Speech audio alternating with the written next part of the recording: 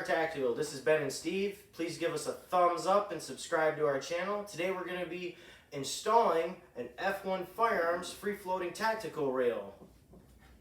First step, we're going to make sure it's safe and clear. Always point it in a direction that's out of everyone's way. Look up. We are clear. Now, for the second step, we're going to remove the M4 style handguards. They can be a little tricky on a newer firearm like this FN, so we're going to work together on it. So we're two in. We're going to pull down on this retention ring, and then the handguard will come out and go down, same as on the bottom. Ready? Yep. Go ahead. Start right down. Alright, set them off to the side. There we go. Now, we're going to remove the upper receiver and lower receiver. First, we're going to take this pin and push it. Remove the pin, fold the barrel assembly down, pull the top pin, and then I'm going to set the receiver off to the side. For the third step, we're going to remove the bolt carrier group and the charging handle. Set them off to the side. Okay, for step 4, we're going to go ahead and we reposition the camera and mounted our upper in this armor's block, and I have this Tapco armor's wrench here. I'm going to go ahead and slide this on the flash hider, and I'm going to turn it to rotate it off. So I'm going to turn it, if you're looking at it this way, counterclockwise, and I'm going to go ahead and spin that completely off. There's the crush washer and the flash hider. Okay, for step 5, we're going to remove the gas block here, and then we're going to slide the gas block and the gas tube off towards the front of the barrel where we took the flash hider off.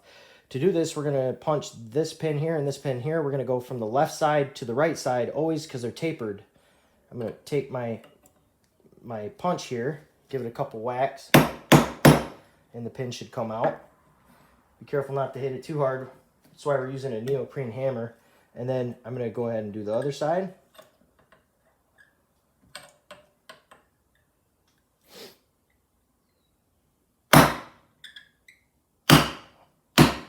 Okay, I'll grab my punch out of there. Set my hammer off to the side. Sometimes if they don't come all the way out, or if they give you a pain, you can take a pair of pliers like so, and you can grab the pins like this so you don't lose them. They come right out. Set them off to the side because we're going to reuse those later. Now, I'm going to set my pliers off to the side because I'm done with them.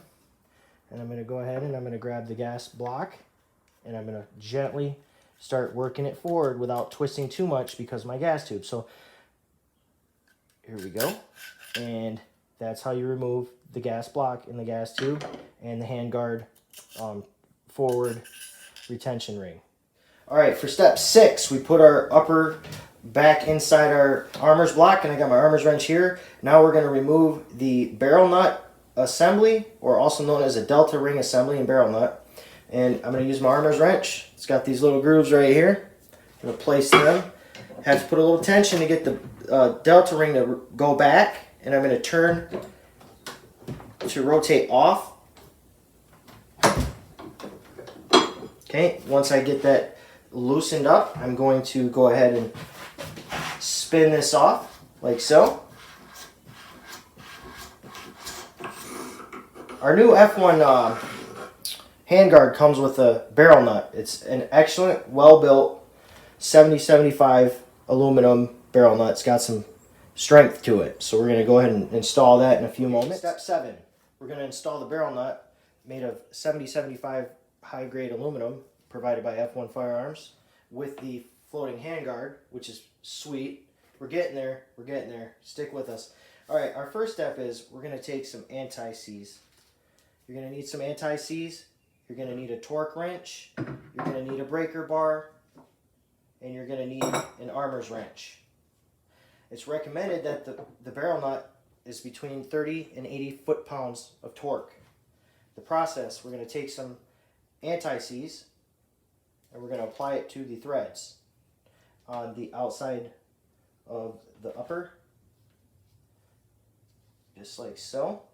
what this does is it helps the threads on the upper and the threads on the barrel nut mate together well.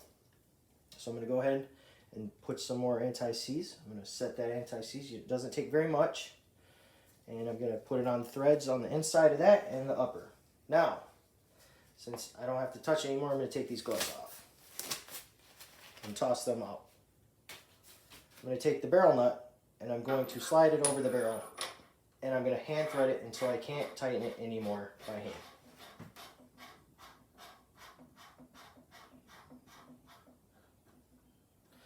Now that this is tight, I'm going to take my torque wrench and place my armor's wrench and mate them together.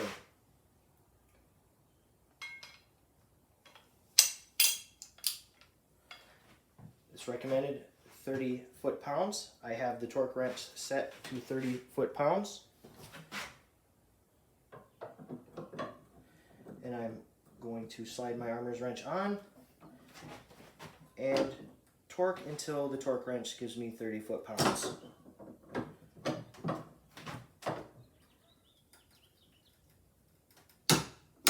Alright, so I got 30 foot-pounds. Now, what is recommended is you take a breaker bar and you mate it to your armor's wrench, and you actually loosen the barrel nut. You back it off. This is helping the threads mate together. Then I'm going to remove my breaker bar and set it back off to the side and grab my torque wrench again that's set to 30 foot-pounds. And I'm going to tighten that up. See, it's loose. Tighten it back up. Mate the breaker bar that's set to 30 foot-pounds back to my armor's bar. And I am going to, again, apply torque to get to 30 foot-pounds. So it clicked at 30 foot-pounds, but it's very important to know that these grooves right here in F1's barrel nut have to line up with the gas tube port in the front of the upper receiver. So given that we can go up to 80 foot-pounds according to the Marine manual, Armor's manual, I will now adjust my torque wrench to, and I'm going to do increments of 10.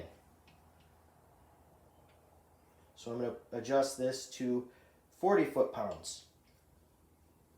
I'm trying to get the groove up here, again, lined with the hole in the top of the receiver here. It's where the gas tube slides in. So I will put the armor's wrench on the barrel nut again. I am now set to 40 foot-pounds, and I will turn. Okay, so that happened real quick, and I'm still not lined up. So now I'm going to adjust to 50 foot-pounds.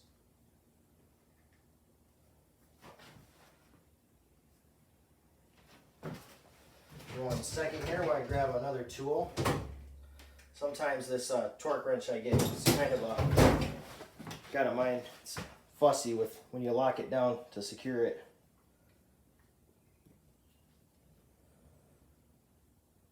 Okay, so now I am at 50 foot-pounds.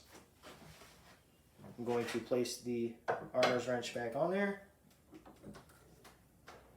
I mean, theoretically, I could turn it up to 80, but I like to go in small increments. I don't want to rush this. So we didn't get very far, so I'm going to go ahead and turn this from 50 to 65 foot-pounds. Should hit in the middle there somewhere.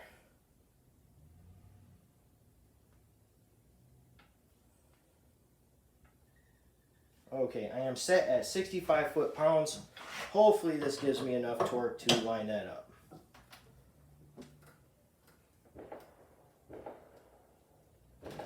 I'm going nice and slow pressure.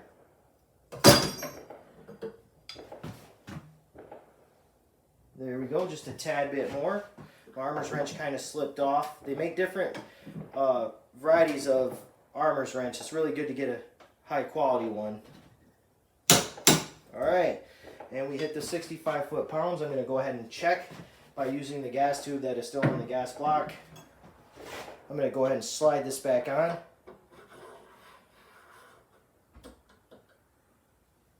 Okay, we just need a smidge more, so I'm going to crank that up to 70 and it should get me there. And we're going to be replacing this this gas block with a Aero Precision low profile gas block here shortly. So now I'm going up to my 70 foot-pounds.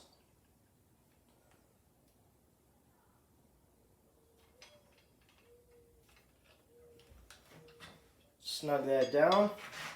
I'm gonna have to hold it firmer on there. And I'm kind of watching because I don't want to pass it either.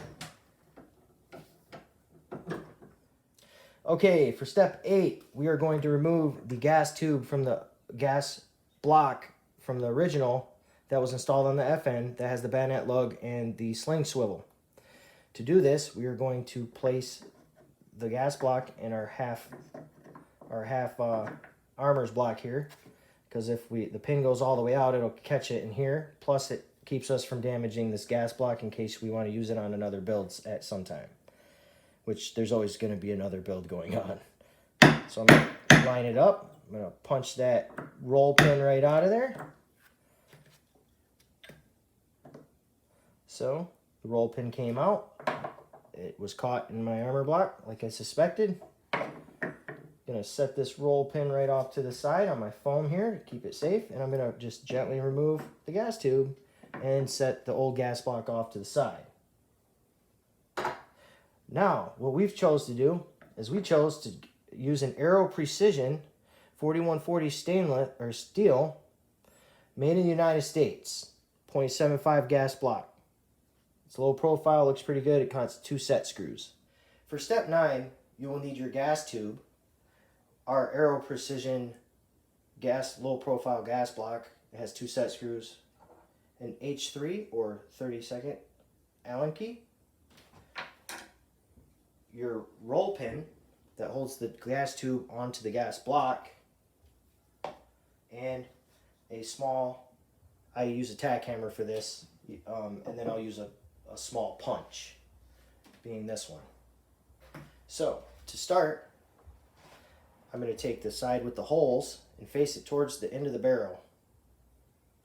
I'm going to take my fingers with the 2 rings, and I'm going to slide it into the upper receiver through the groove in the barrel nut until it stops.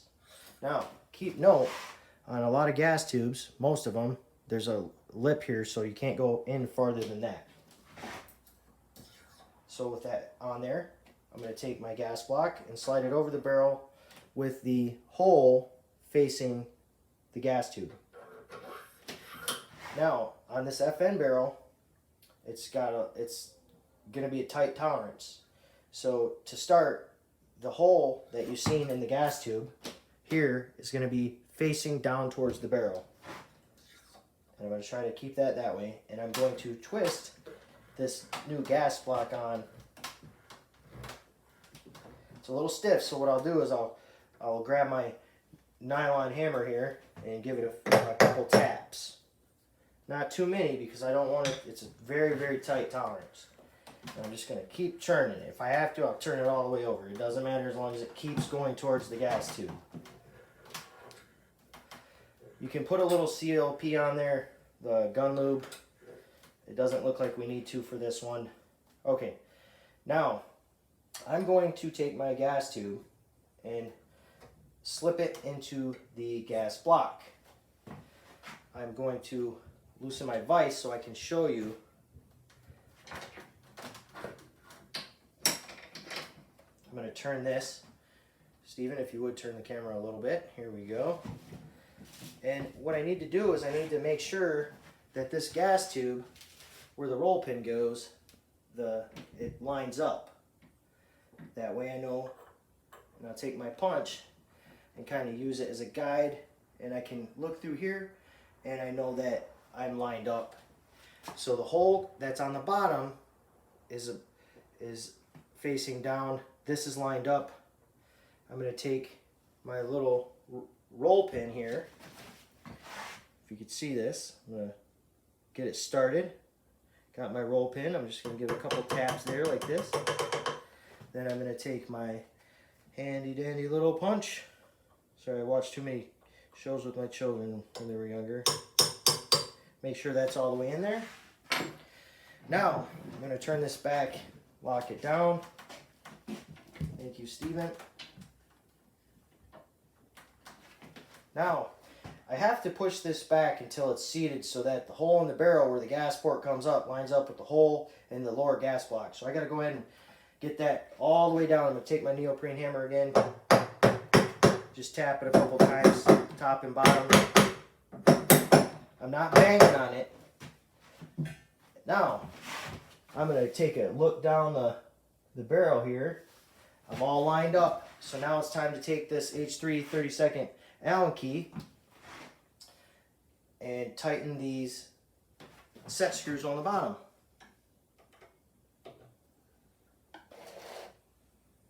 Man, this is really coming together.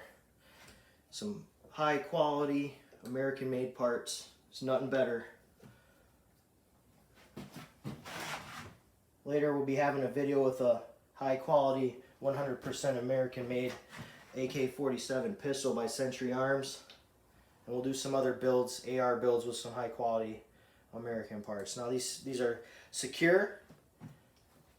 And now we have the barrel nut, the gas tube, the gas block installed properly. Now we're ready to put the 15-inch P7M from F1 Firearms, proud American. It's got some cutie attachment points here. I'll show you how that works later on. We're going to slide this on. For step 10, we made another video because what we wanted to do is take our stock flash hider and upgrade it to the Noveske KX5. Please click the thumbnail to see step 10 and how to properly install the Noveske KX5 flash suppressor. It's very popular with gun guys. 3 gun guys like it. It's an awesome product. Noveske's an awesome company. So now that our flash hider, our upgraded version, is on, we're going to install the handguard. On the handguard, there are 8 holes for your screws. F1 Firearms was kind enough to send us 16 screws and blue Loctite. So we went ahead and put the Loctite on the threads. To install this handguard, the Picatinny rail goes up and we very carefully slide it so not to scratch our beautiful Noveske KX5 flash hider, and we slide it all the way back. Once it is all the way back, we will take our H5 or 64ths Allen key and we will start inserting the Allen keys and threading them in with the Loctite already on the threads. Again, we already took the Loctite and put it on the threads to save time for the video so you guys don't get bored there at home. So I'm going to get them all started a little snug. I'm not going to tighten them down until they're all in. Make sure everything's lined up. It's already coming together. It looks wonderful. So there's 2 uppers on both sides and there's 2 lowers. So there's a total of 8 set screws here with the blue Loctite. It's very secure. I'm very impressed with how well built this was, especially the barrel nut. You can go to some cheaper barrel nuts, but they might end up cracking on you. I've had one crack installing it, and it's no fun.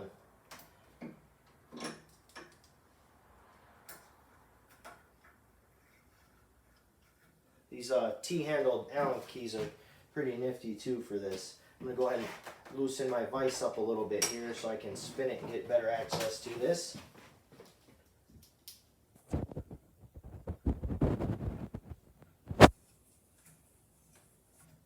There we go. I'd also like to say Memorial Day is tomorrow. Honor our fallen, those who gave the ultimate sacrifice, and please be safe and say prayers for their families. Alright, now that I've got all 4 in, I'm going to go ahead and go back through and make sure they're nice and snug. That Loctite will help keep them secure. As the barrel and such heats up and cools down, it also helps it all stay nice and snug. Just spin it back, snug these up. We're almost to the awesome part where we get to reassemble the rifle and see what it looks like with this F1 Firearms P7M 15-inch free floating rail. Already I'm super impressed with how well this turns out. So I'm going to loosen my lock up here, and I'm going to reassemble this rifle. Charging handle. Bolt carrier group.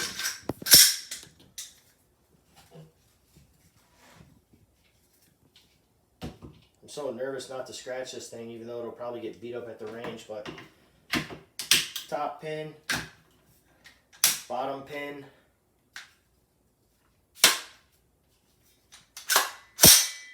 oh, that's sweet. Can really lock it in there, get a good cheek weld and some torque on it.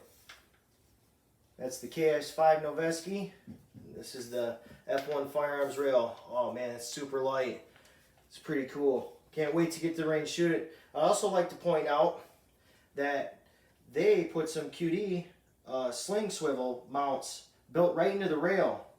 And I bought a pack of from Brodell, these QD swivels for $8.99 for 2 off Amazon.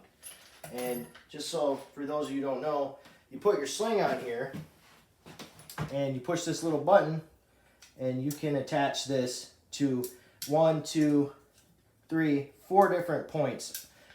And to pick your counting rail, you can put your optics, your flip up sights. Very, very happy. If you like our videos, please give us a thumbs up and subscribe. In a couple weeks, we're going to have a video that's going to blow your mind. Again, there's a thumbnail at the bottom for the KX5 Pig. Happy Memorial Day. If you're sad, don't isolate, call somebody. Be blessed.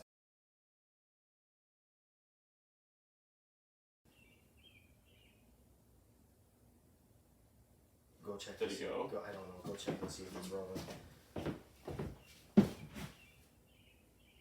Yeah, it's going. Hold on, I gotta make sure it's still on. Wait a minute, is this bad? We're recording. I'm like, Get the whole thing done. Like, where's the video? Take it apart and do it again. Oh, it didn't get